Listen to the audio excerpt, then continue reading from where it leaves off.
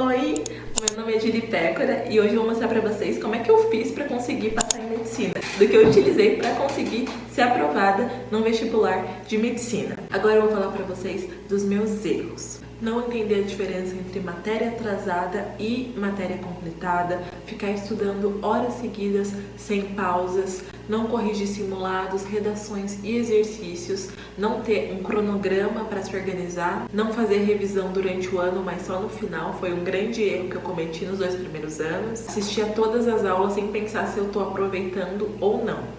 Quando eu falo sobre não entender a diferença entre matéria atrasada e matéria não completada, é porque muitas vezes a gente assiste a uma aula, a gente faz exercícios e fala que a matéria está atrasada. A matéria não está atrasada, ela só não está completada. Mas você viu o assunto e você reviu ele em casa porque você começou a fazer exercício. Você só não completou ela. Matéria atrasada é aquela que você assiste a aula e não faz nenhum exercício sozinho. Isso é matéria atrasada. E por que é importante diferenciar? Porque quando você precisar colocar no seu cronograma tempo de ajuste, que é o tempo que você vai colocar para as matérias que ficaram em atraso ou que não foram completadas, você vai pensar qual que é a incidência que isso mais cai. Então, como é que você vai saber qual é a incidência? Fazendo simulados. Você vai ver se aquele assunto é recorrente ou não.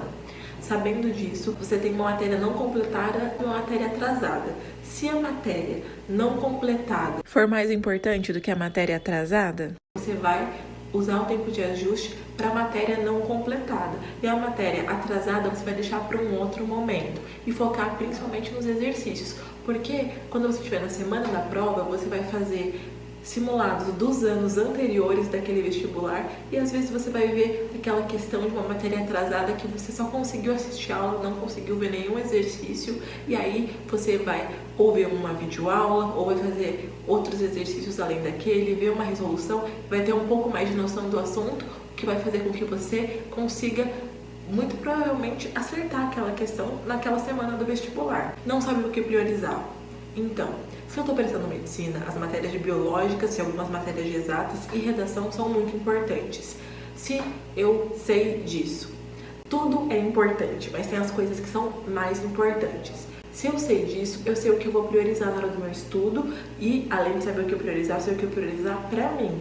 Porque se eu acho que quando eu estiver mais descansada, vou aproveitar mais para aprender determinadas disciplinas, então eu vou focar nisso e não vou ficar confusa sobre será que eu estudo português, será que eu estudo física, será que eu estudo química? Você vai saber o que priorizar e, além disso, você vai saber o que você tem que fazer. No meu caso, eu fazia mapa mental, exercício, correção. Isso funcionava muito para mim, então eu priorizava revisão, né, junto com o mapa mental, feitura de exercícios e correção. Eram os meus pilares para conseguir ser aprovada. Estudar horas seguidas em pausa é uma coisa que eu fazia nos 2 primeiros anos de estudo e que não é nada inteligente. Por quê? Porque você acaba perdendo o seu foco e o seu aproveitamento. Então não é importante, isso é uma coisa que eu errei muito no primeiro ano e repeti no segundo ano. Por quê? Porque a gente tem aquela ideia de que se a gente sacrificar mais, a gente vai ser merecedora de passar no vestibular. E infelizmente, no dia da prova, corretor, a corretora, eles não veem quem se sacrificou mais ou quem abdicou mais. Eles apenas veem o resultado daquele dia. Então, não importa quem se sacrificou mais ou quem abdicou mais das coisas que gosta. A única coisa que importa é aquele dia da prova. E por isso que estudar horas seguidas, sem você ter um propósito, uma intenção, sem ter um tempo de descanso para você conseguir dar um refresco na memória, não é nada inteligente para passar no vestibular de medicina. Assistir a todas as aulas sem pensar no aproveitamento foi uma coisa que eu fiz nos 2 primeiros anos, também por causa dessa ideia, porque eu queria, assim, fazer tudo que eu podia para chegar no final do ano, caso eu não conseguisse, por inseguranças e várias outras coisas, eu pensar, eu fiz o que eu podia, eu assisti todas as aulas, como é que eu não passei? E aí depois eu fui vendo que isso não importa, o que importa é você conseguir responder o que está sendo perguntado com o menor déficit possível de conteúdos para o dia da prova, porque aí você vai conseguir se sair muito melhor.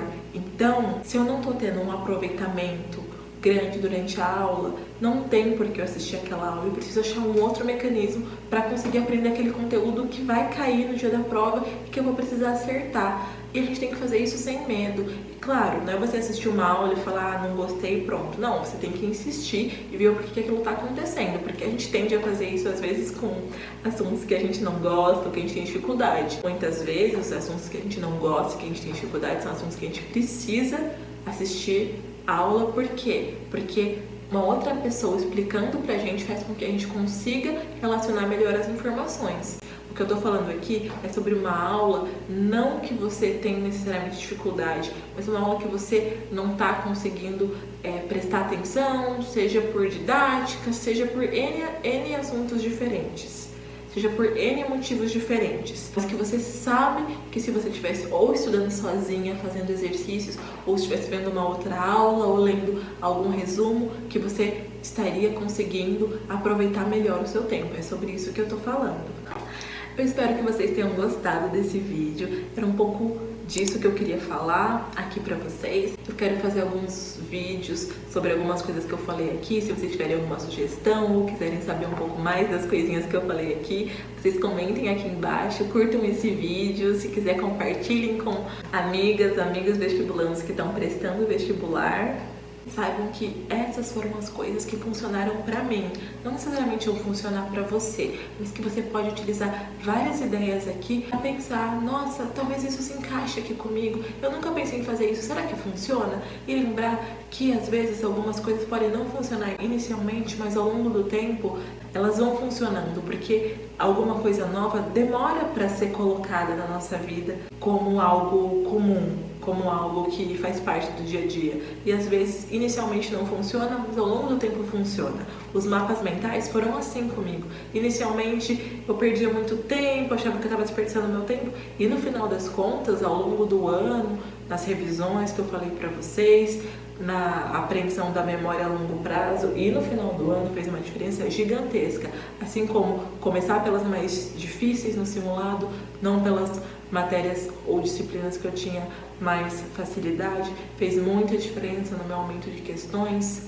Então eu espero que vocês levem tudo isso em consideração. Comentem aqui se vocês fazem alguma dessas coisas, se vão começar a aplicar alguma dessas coisas, que de algum jeito tenha ajudado vocês na trajetória da ida pro vestibular. E se vocês quiserem qualquer vídeo, vocês comentem aqui, tá bom? Beijinhos da Ju. Tchau. Deixa eu dar um cafezinho pra ver se eu lembro.